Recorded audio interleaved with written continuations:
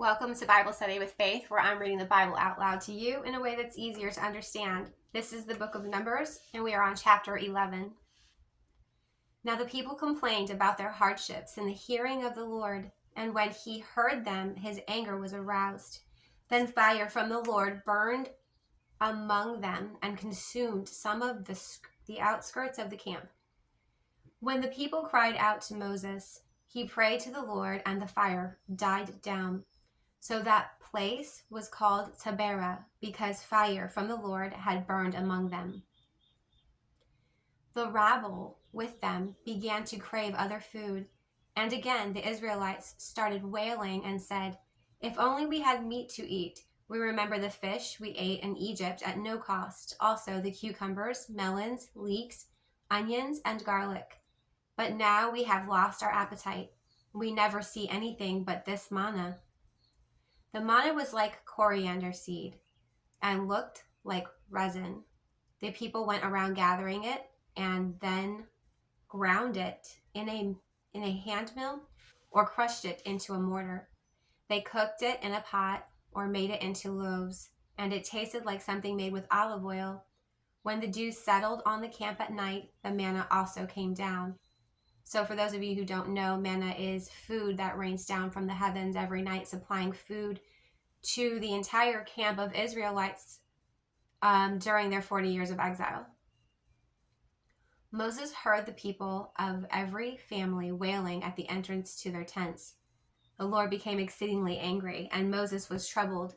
He asked the Lord, "Why have you brought this trouble on your servant? What have I done to displease you, that you put the burden of all these people on me?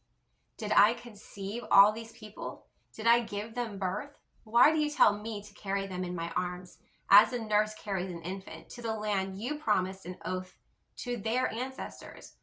Where can I get meat for all these people? They keep wailing to me, 'Give us meat to eat.' I cannot carry all these people by myself. The burden is too heavy for me. If this is how you are going to treat me, please go ahead and kill me. If I have found favor in your eyes, and do not let me face my own ruin." The Lord said to Moses, "Bring me 70 of Israel's elders who are known to you as leaders and officials among the people. Have them come to the tent of meeting, that they may stand there with you. I will come down and speak with you there, and I will take some of the power of the Spirit that is on you and put it on them. They will share the burden of the people with you so that you will not have to carry it alone. Tell the people, consecrate yourselves in preparation for tomorrow, when you will eat meat. The Lord heard you when you wailed, 'If only we had meat to eat.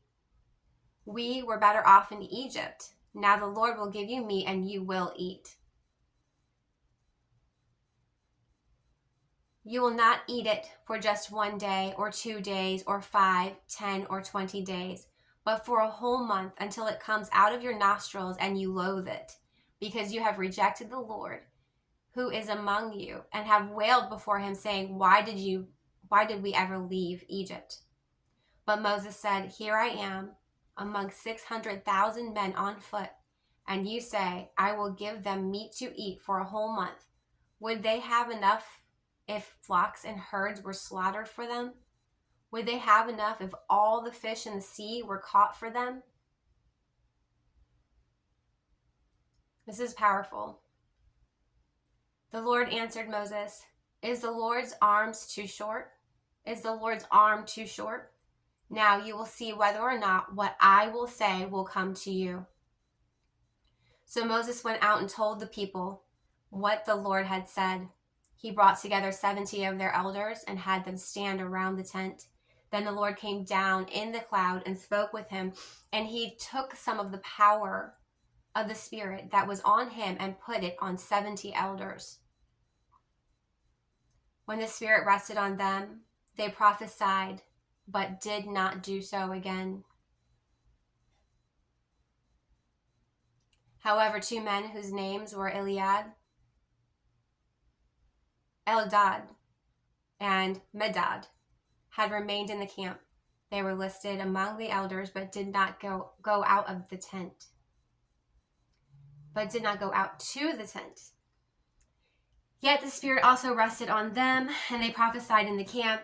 A young man ran and told Moses, Eldad and Medad are prophesying in the camp.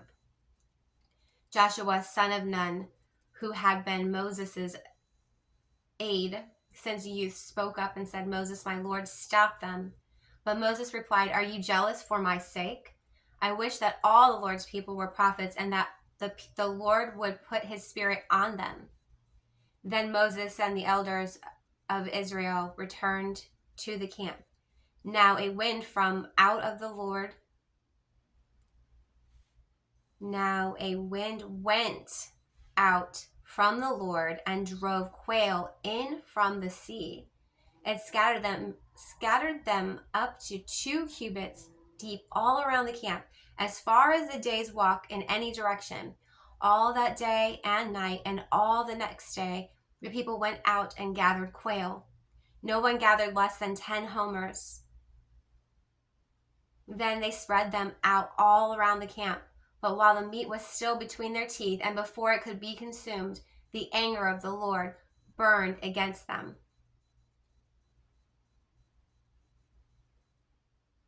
The anger of the Lord burned against the people, and he struck them with a severe plague.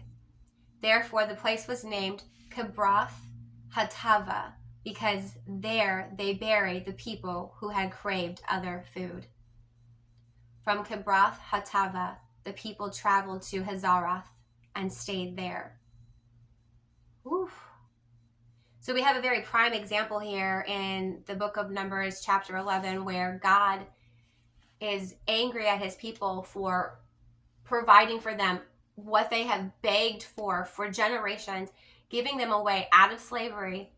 And he did a lot to get them out of there. I mean, he did a lot. He almost destroyed an entire nation known as Egypt, and took down a pharaoh and parted a sea and provided a way and led them, even though he didn't want to, because if you remember when they were out near Mount Sinai, they even then only a couple of months in were done and ready to go back to Egypt and were worshiping false idols.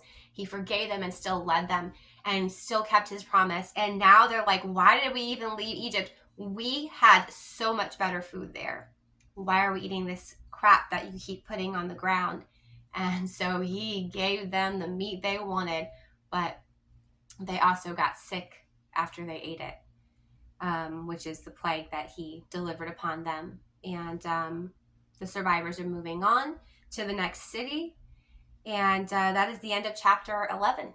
If you want to catch up, all you got to do is pick up a Bible. Any Bible will do, and read chapters 1 through 11 in the book of Numbers. Or you can find me at Jesus is a DJ, all one word, on my YouTube channel, and I'll do the reading for you.